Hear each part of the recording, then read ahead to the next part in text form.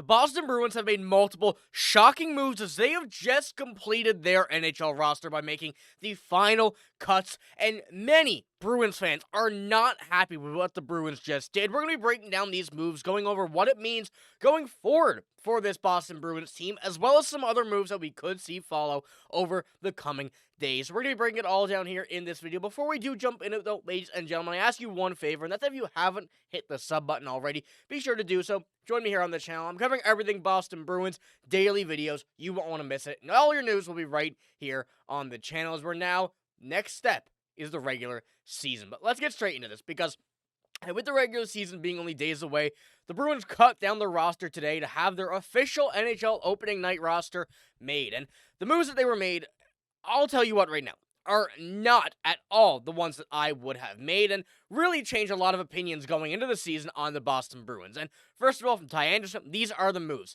Jonathan Asbrock, Matej Bluemel, Michael DiPietro, Alex Steve, all placed on waivers, and Matt Poitras assigned to Providence. We spoke about Matt Poitras a little bit here, saying that although he doesn't have to go on waivers, Providence is likely the best option for him. Get him there at the start of the season, then bring him up when he's ready, rather than what we've seen over the past few seasons where you have him in the NHL, then send him down to the AHL later on. We want to see Matt Poitras get to the NHL level, but as young as he is, he still has lots of time before he can actually, need to be at this level just yet. So, with what we saw in preseason, it wasn't there just yet, but there are very positive signs coming out of this, so it's a very smart decision there to make him down in Providence first, then bring him up when he is ready. But when we come down to it, Matej Bluemel and Michael DiPietro, both of these guys now have to pass through waivers to get to Providence. And this is going to be a big issue because from what we've been seeing mainly with Michael DiPietro and likely what we're going to see with Matej Bluemel, these two are probably going to have quite a bit of struggle and trouble getting through waivers.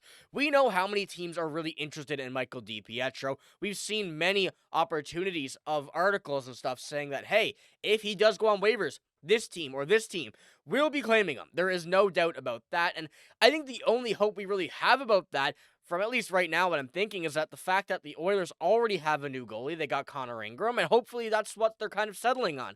Even though Michael DiPietro is a very good goalie, didn't make the team, didn't make the roster. There were options that I think could have been made to do that. Keep 3 goalies, try and trade Korpisalo, some other form of that there, but it doesn't seem like the Bruins were just ready yet for Michael DiPietro, so sending down to Providence was likely the best option, although it would cause quite a few issues, and they probably didn't want to do this heading into the regular season, especially with the new contract, having him go through waivers. Now, Matej Bluemel as well, as another guy that I completely disagree with even sending down to the AHL, let alone if he didn't have to go through waivers.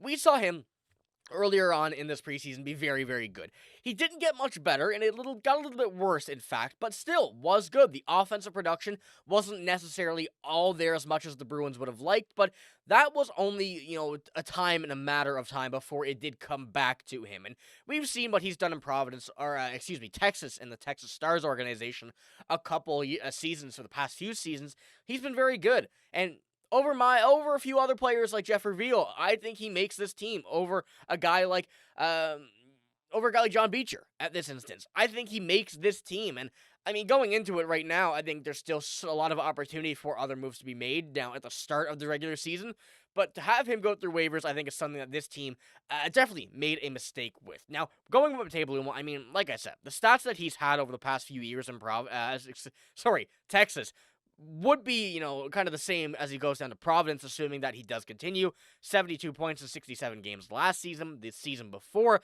62 in 72. He's shown that offensive production to get better and better, and with only 13 games in the NHL, it would have been a good opportunity for him, playing alongside fellow countrymen of Pavel Zacha and David Pastrnak. He's liked the idea of playing here. He's enjoyed it, and I mean, now going through this, we may have just seen the end of him, and I hope that isn't the case, and I hope that he does get through waivers to get down to Providence, because I see a lot of potential in this kid, and I mean, being 25 years old, he still has a lot of time left to play, and as someone that, if you can get that game that he has in the AHL to translate to the NHL, you have found a gem in him there from the AHL, bring him back up. So Hopefully that's the case, but Michael DiPietro is the other one that we really have to speak about. And I mean, when you look at the offense, it's pretty good. You see a guy like Jeffrey Veal, you see a guy like John Beecher, they're both not on this lineup. I think Matej Bluemel has probably the better chance of both of them to get into an actual lineup that would start. So I don't really see it. I guess they want to have him go into a few more games, play more games rather than sitting in the press box, which would make sense. But once again, the waivers are the big issue there. But going down to the goaltending situation now, when we have Michael DiPietro, assuming he does get claimed, which all signs are really pointing towards from what we've been seeing over the past couple of weeks and even into a month when the conversation even sparked, this leaves you now with Luke Haviland and Simon Zajac in the AHL. And the question is there, would you rather trust these two in the AHL as your starting goalies, or even that third goalie option, assuming one of these goalies that we have in the NHL and Swayman or Korpisalo gets hurt?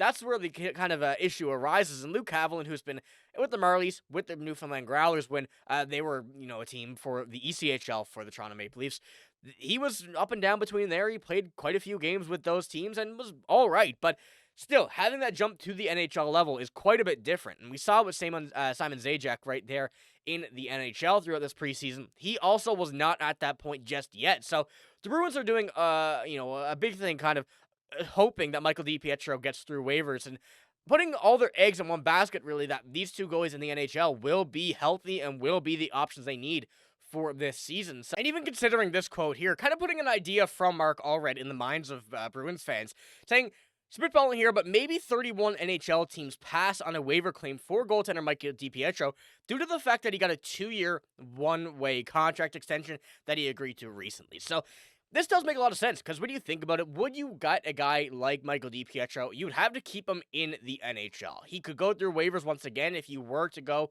ahead and claim him and you wanted to send him down to the AHL, which would give the Bruins another opportunity to claim him. But this would really depend on a team needing a goalie, having Michael DiPietro in the NHL and keeping him there, and even partially be willing to run 3 goalies at the NHL level. And we saw it last year with the Montreal Canadiens a little bit, but they didn't really kind of consider it too much. And around halfway through the season, that's when they altered their kind of decision-making there.